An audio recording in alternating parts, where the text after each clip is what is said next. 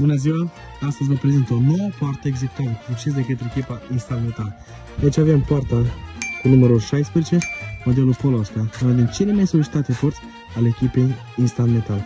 După cum puteți vedea, este confecționat din material metale masiv foarte rezistent și vopsită cu vopsea germană de calitate foarte înaltă. Iar puteți vedea cum strălucește la soare. Toate elementele sunt forjate și confecționate de către meșterii noștri naturali Instal Metal și pe lângă această poartă și portiță, noi ne-am ocupat și de acest gard.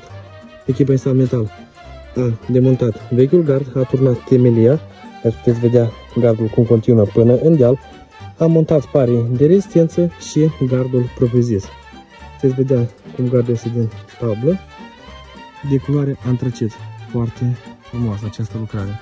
Dacă doriți dumneavoastră o astfel de frumusețe în lucrările dumneavoastră, invităm una din cele 3 showroom-uri din Revoluție.